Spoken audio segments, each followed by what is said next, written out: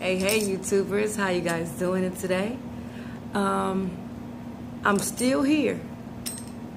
The devil tried to kill me. He had tried to destroy my mind. He tried to take my peace. He tried to take my joy. I wanted to take my own life, but I'm still here. Have you asked yourself that question? Why am I still here? I know I should have been dead. I could have been dead. I wanted to die. Many times in my life, I wanted to just ball up in a hole and just basically die within my sorrows. But I'm still here. Why? Why did God allow me to see another day when all I did was curse him to his face?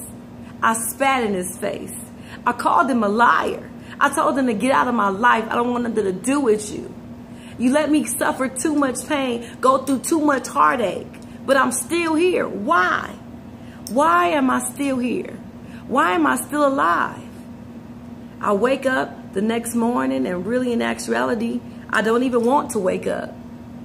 But it's by his grace and it's by his mercy that he wakes me up another day. Have you been there? Are you there right now? During those times as to where you yourself just wants to die.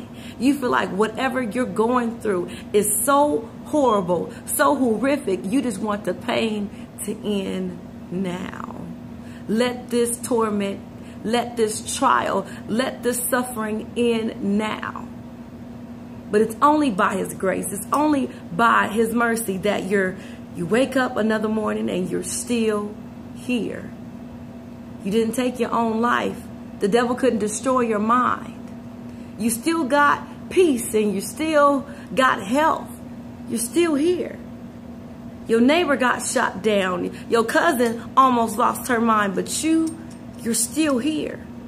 How is this possible? How is this even happening right now? Have you been there? Are you there right now? I know I've asked myself that question many times before. Why am I still here? Why am I still alive? I know what I've done.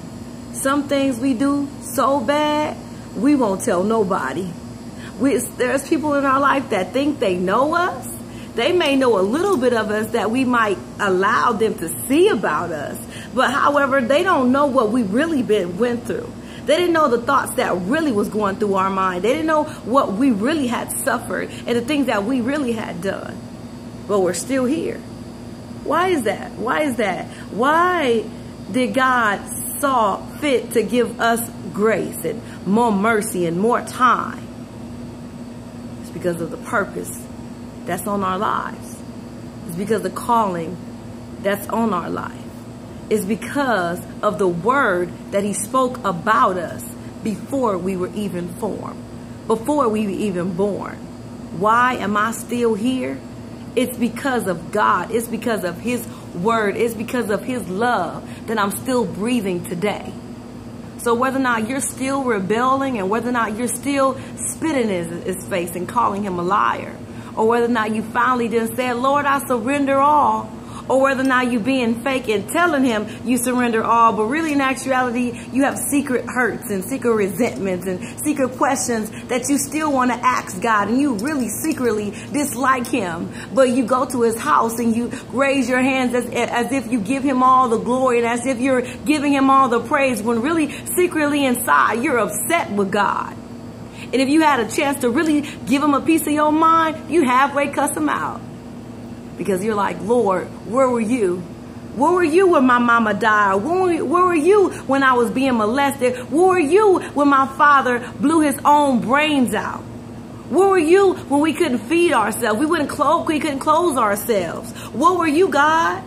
The Bible says that you're faithful, you're just, you're always there. But God, I haven't been able to feel you. I haven't been able to see you.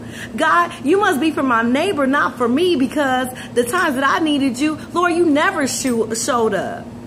Have you been there? Are you there right now? One thing I'll tell you is that God is faithful. And those questions I can relate to, because those are questions that I've asked God many times. And it was not until I was able to be honest with myself and honest with him, that he was able to show me, Christina, these are the reasons why you went through the things that you went through. And it was for your good.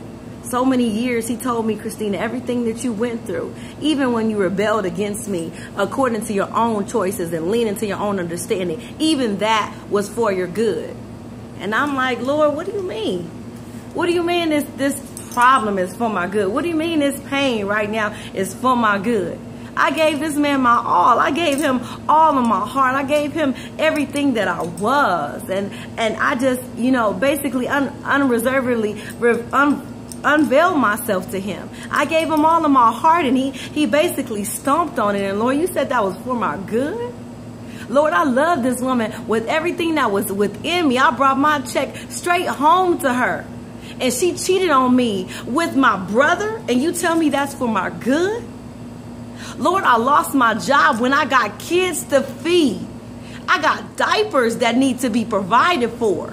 We got rent due on the 1st. And I just lost my job, and you tell me that's for my good? What do you mean that's for my good? I understand where you are. I understand what you're going through.